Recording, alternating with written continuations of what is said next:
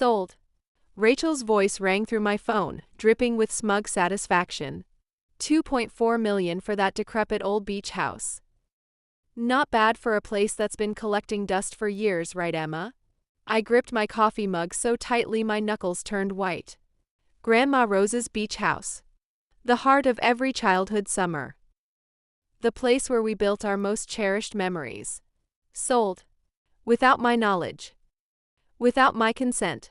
You did what? My voice barely rose above a whisper. Oh, don't be dramatic. I could practically hear her rolling her eyes. You never use it. You're always too busy with your oh-so-important legal career in Boston.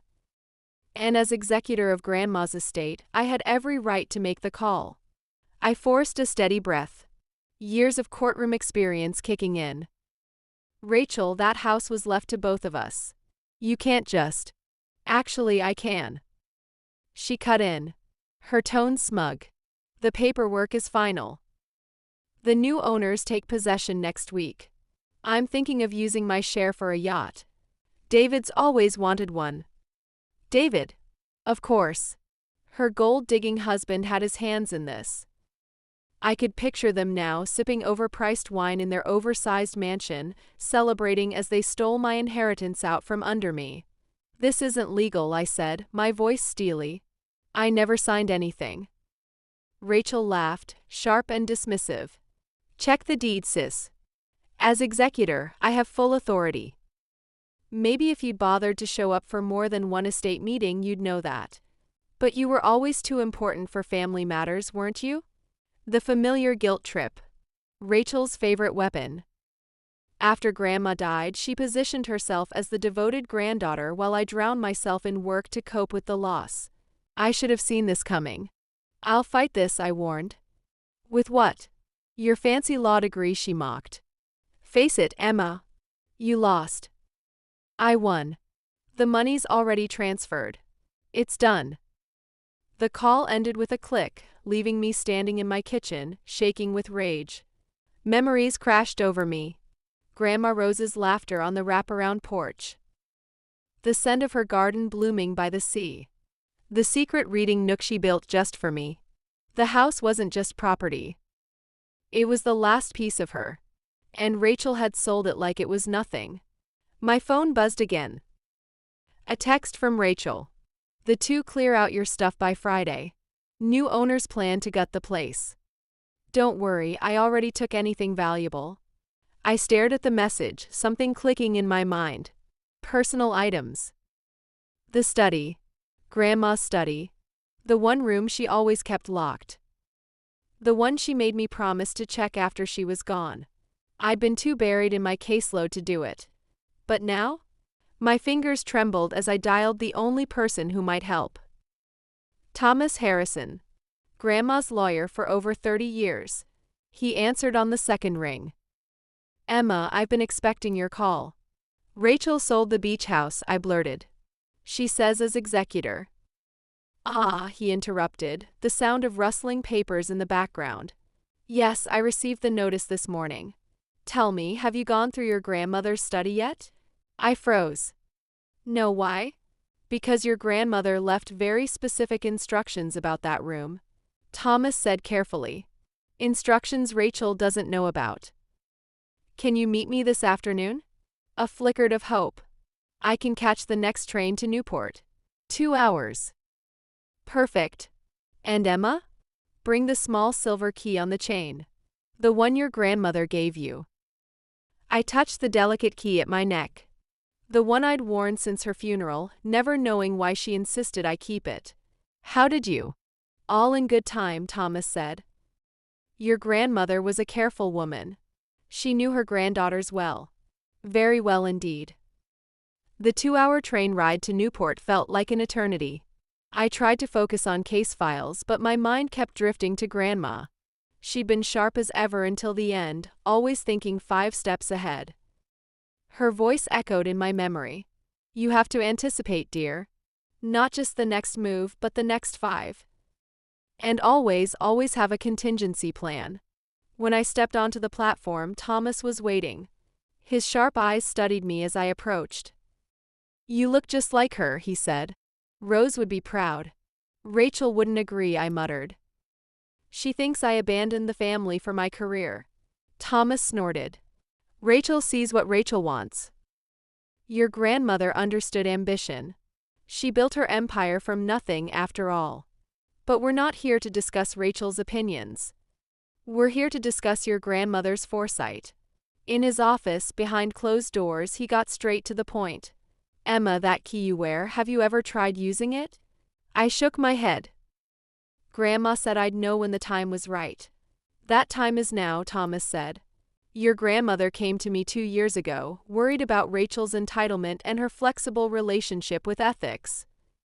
So she took precautions. What kind of precautions? He slid a thick file toward me. The deed Rachel used to sell the property? It's not the final version.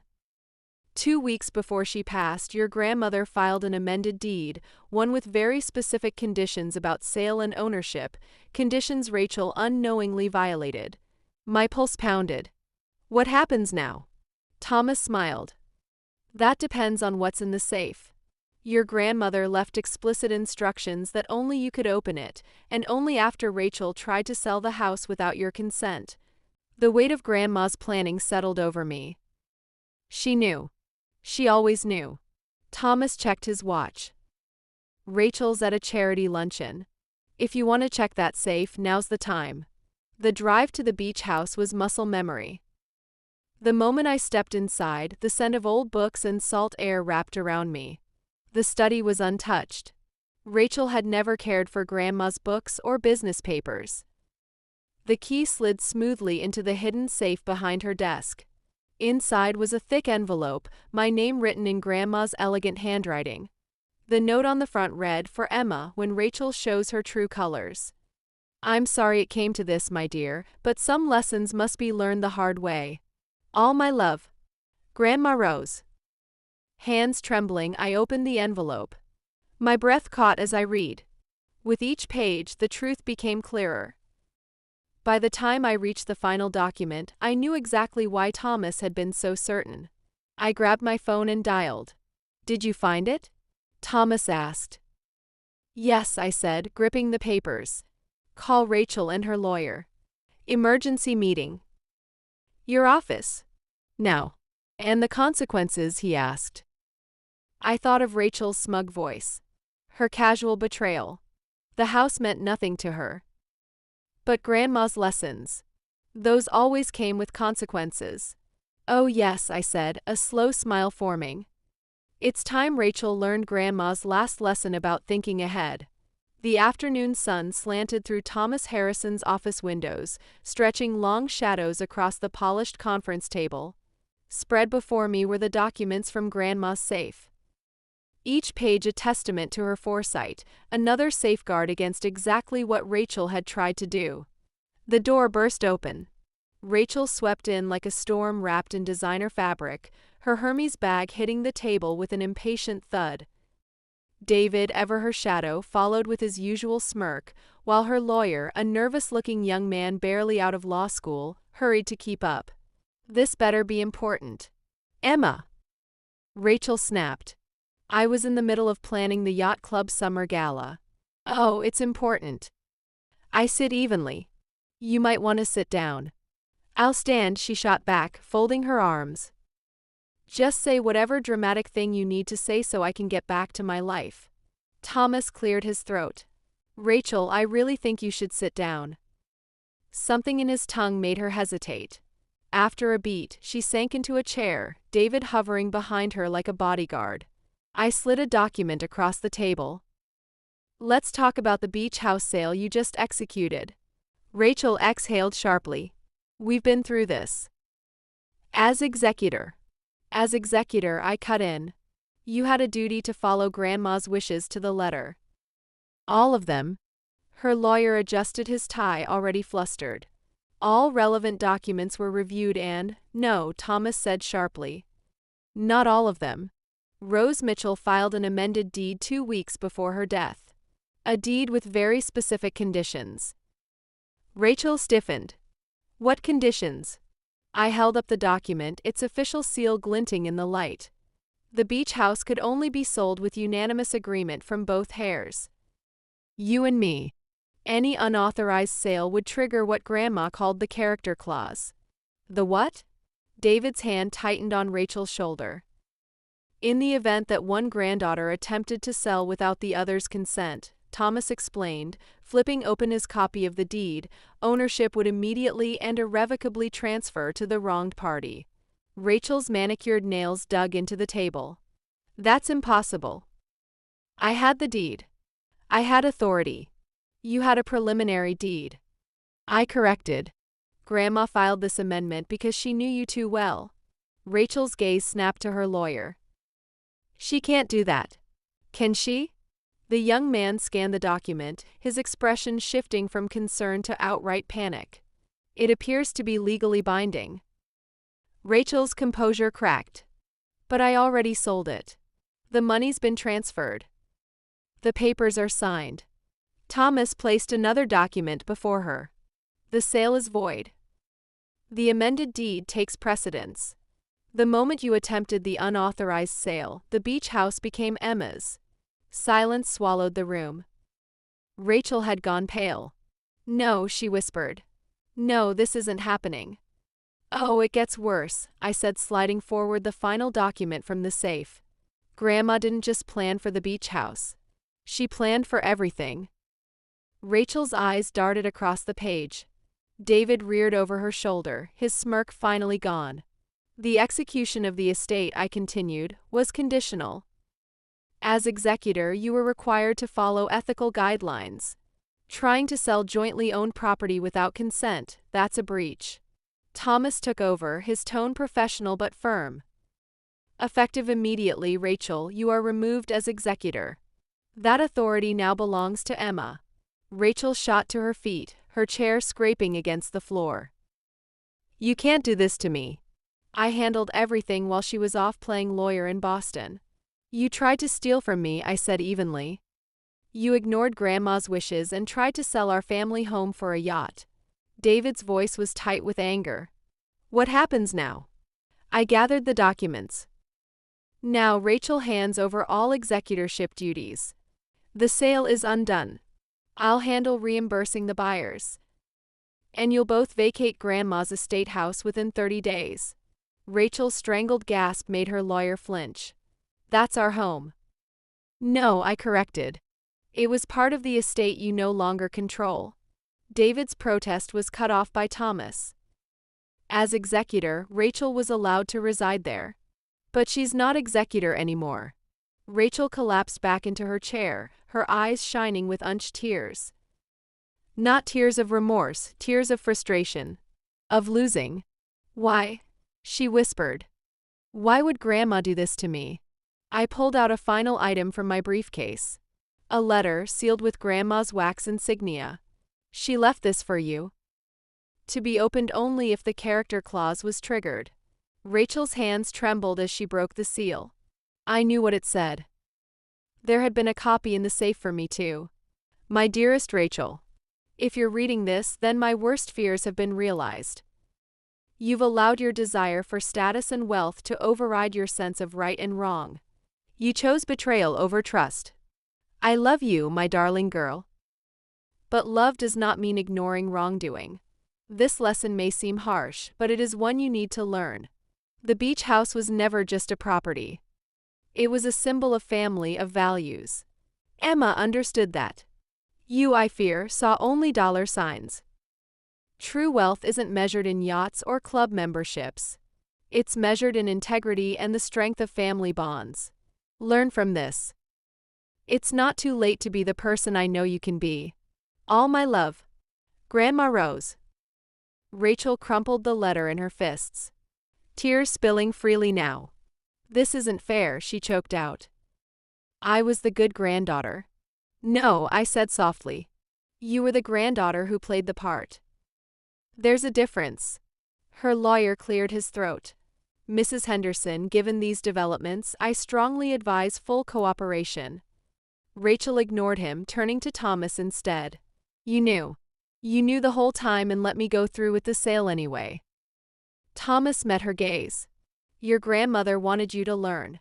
And some lessons can only be taught through consequences. David scoffed. This is theft. We'll fight it. Feel free, Thomas said mildly. But be aware any legal challenge will trigger a full audit of the estate's finances, including certain questionable withdrawals. Rachel's face went bloodless. David's hand dropped from her shoulder. You have until the end of the month to vacate, I said, standing. And all estate accounts must be transferred to me by the end of the week. Rachel's voice was barely above a whisper. You'll just take everything? No, I gathered my things. I'll manage the estate fairly, but you lost the right to be in charge. She didn't respond, just grabbed her bag and stormed out. David followed, leaving a lawyer behind, looking defeated. I'll send the files over tomorrow, he muttered. And I'm sorry. I should have done more due diligence. After they left, Thomas poured 2 glasses of scotch, Grandma's favorite. You handled that well, he said. Rose would be proud. I took the glass, suddenly exhausted. She knew, didn't she? She knew exactly how this would play out. Thomas nodded. She was an exceptional judge of character. I exhaled, thinking of the beach house, the overgrown gardens, the memories waiting to be restored. First, I'll fix the beach house. Then, if Rachel lets me, I'll try to fix us. And if she won't, then I'll honor Grandma's wishes anyway. That evening, I parked outside the beach house, watching the sun paint the ocean in gold and pink, the kind of sunset Grandma used to love. My phone buzzed. A text from Rachel. I hope you're happy. You've ruined everything. I looked at the house, at the future waiting to unfold. No, Rach, I whispered. I haven't ruined anything. I saved it. The next few weeks were a whirlwind. As I sorted through years of estate documents in Grandma's main house, the full extent of Rachel's mismanagement became painfully clear. Estate funds had paid for everything from spa retreats to designer shopping sprees, all neatly disguised as property maintenance or administrative expenses. One evening, I sat at Grandma's antique desk, surrounded by bank statements and receipts, when Thomas called. Rachel's lawyer reached out, he said without preamble. She's demanding a formal audit of the estate. I let out a laugh. Does she not realize an audit will expose all her unauthorized spending? I have a feeling David's behind this, Thomas mused. He's been complaining about unfair treatment at the country club. Claims you've mounted some kind of conspiracy against them. Of course he has. I rubbed my temples, a headache brewing. How do we handle this? Let them proceed, he said, amusement creeping into his voice. Your grandmother kept meticulous records. Every legitimate expense documented. Every asset accounted for. Rachel's creative accounting won't survive scrutiny. Just then I heard the crunch of tires on gravel. Through the study window, I saw Rachel's white Mercedes pull up the circular drive. I'll call you back, I told Thomas. My sister's here. Rachel didn't wait for an invitation. She stormed through the front door like she still owned the place, her heels clicking aggressively against the hardwood. We need to talk, she announced, appearing in the doorway. I gestured to the chair across from me. I'm listening. She stayed standing, arms crossed. This has gone far enough, Emma. You've made your point. But this is ridiculous. I'm family, not some employee you can just dismiss. No one's dismissing you, Rachel. But actions have consequences. You tried to sell the beach house without my consent, used estate funds for personal expenses. I was the executor, she snapped. I had every right to be compensated for my time. Compensation is one thing. Treating me estate like your personal ATM is another. I pulled out a stack of statements. Designer handbags, spa weekends, David's golf club membership. Those aren't estate expenses, Rachel. She sank into the chair, her composure cracking. What do you want from me? I want you to take responsibility. Pay back what you took. Accept that you're no longer in charge and maybe, just maybe, we can salvage something here. Pay it back? She let out a bitter laugh. With what money? David's real estate business is struggling. The country club raised dues again. And now you're kicking us out of this house. We can barely afford our mortgage as it is.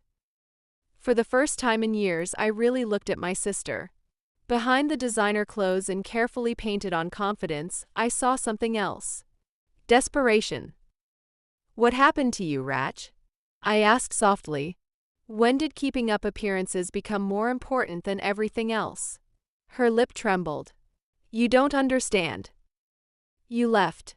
You built your perfect little career in Boston while I stay here, trying to maintain our family's standing. Do you know how hard that is? How expensive? No one asked you to do that." I said, "Grandma certainly did it. She cared about family, about integrity, not social status." "Easy for you to say. You never cared what people thought. Because Grandma taught us it shouldn't matter." I exhaled, steadying myself. "Look, I'll make you a deal. Pay back the estate funds you misuse. Help me restore the beach house instead of trying to sell it. And you can stay here until you and David get back on your feet." She looked up sharply. "You do that? After everything? You're still my sister, and I think this is what Grandma would want, giving you a chance to make things right." Rachel was quiet for a long moment, staring at Grandma's portrait above the fireplace. Finally, she sighed. "The beach house needs a new roof and the garden's a mess. I know, but we can fix it together if you want." She hesitated, then reached into her designer bag and pulled out a folder. "These are estimates I got before I tried to sell it. For repairs and renovations. I thought they'd help with the sale price, but maybe." I took the folder, recognizing it for what it was. "An olive branch." "Thank you," I said. "This is a good start." She smoothed her skirt with shaking hands. "I'll talk to David about the money. It might take some time. We can work out a payment plan," I assured her. "That's what family does." At the doorway, she paused. "Emma? I'm sorry. Not just about the beach house. About everything. I got lost somewhere along the way." "I know, Rach, but we can find your way back. Randall believed in second chances, remember?" After she left, I called Thomas to update him. "A payment plan?" he asked skeptically. "Are you sure about this?" "No," I admitted. "But I have to try for Grandma's sake, if nothing else." "Well, your grandmother did believe in redemption," he mused. "Almost as much as she believed in consequences. Just be careful, Emma. People don't change overnight. I know I'm not letting go of the reins. But maybe, just maybe, this can lead to something better." The next morning, I drove to the beach house early. To my surprise, Rachel's car was already there. She was in the garden, wearing jeans and work gloves, pulling weeds. She looked up as I approached. "The roses," she said, pointing to a tangled mass of branches. "Grandma's prized roses.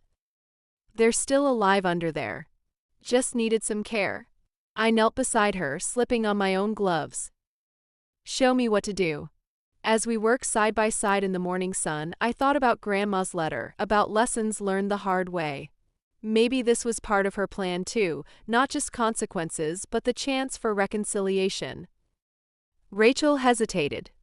"Emma, there's something else I need to tell you. About some other estate matters." Rachel's revelation about other estate matters sent us down yet another rabbit hole of financial complications. She sat in the garden, dirt still on her gloves, her voice barely above a whisper as she confessed. "I invested some of the estate money," she admitted, staring at the ground. "David said he had this amazing opportunity." "Of course he did." I closed my eyes, already dreading what was coming. "How much?" $800,000, she whispered, from Grandma's investment accounts. The amount hit me like a physical blow. "Tell me you didn't put estate funds into one of David's real estate schemes." Her silence was answer enough. I thought of Grandma, how carefully she'd built her fortune, how meticulously she'd planned for our future. Now her hard work was tied up in whatever questionable venture David had concocted. "What exactly did he invest in?" I asked, struggling to keep my voice steady. "A development project in Florida. He said it was guaranteed returns." "But..." She twisted her gloves in her hands. "The developer filed for bankruptcy last month." And there it was. The real reason for their desperate attempt to sell the beach house, for David's aggressive response to the audit threat. They weren't just living beyond their means, they were trying to cover up a massive financial disaster. I pulled out my phone to call Thomas, but Rachel grabbed my arm. "Please," she begged. "Don't call him yet. David doesn't know I'm telling you this. He thinks we can still fix it." "Fix it?" "Rachel, this is embezzlement. You took protected estate funds and lost them in a bad investment. There's no fixing that." "I know." She burst into tears, real ones this time. Not her usual calculated display. "I know I messed up. Everything's falling apart and I don't know what to do." I looked at my sister, really looked at her. Behind the designer facade and society manners, she was terrified. For the first time, I saw what Grandma must have seen. A woman so desperate to prove her worth that she'd lost sight of what actually mattered. "First," I said, standing up, "we need to understand exactly what happened. Get your keys. We're going to see David." The drive to their Providence house was tense. Rachel kept starting to speak, then stopping herself. When we pulled up to their colonial-style home, David's car was in the driveway. "Let me do the talking," I said as we approached the door. David's face, when he opened it, said everything. "Rachel, what did you do?" "What she should have done months ago," I replied, pushing past him into their immaculate foyer. "Start talking, David." Everything about this Florida development. What emerged over the next 2 hours was a tale of increasingly desperate financial moves. David had leveraged their house to invest in the development, convinced it would solve all their money problems. When that started to go south, he pressured Rachel to use estate funds to cover their mounting debts. "It wasn't supposed to happen like this," he insisted, pacing their living room. The developer had a solid track record. Had being the operative word, I noted reviewing the documents he reluctantly provided. "Did you do any actual due diligence before investing?" His silence was damning. I turned to Rachel, who sat small and quiet on their expensive couch. "This is why you tried to sell the beach house, isn't it? To cover this mess before anyone found out." She nodded miserably. The developer was demanding more capital. David said if we couldn't provide it, we'd lose everything we'd already invested. I panicked. I thought of Grandma's words about thinking 5 moves ahead. She must have seen this coming. Rachel's susceptibility to David's schemes, his financial recklessness, the inevitable crash. My phone buzzed. Thomas again. This time I answered. "Emma," he said urgently, "we need to talk about the Florida situation." I sat up straighter. "How did you?"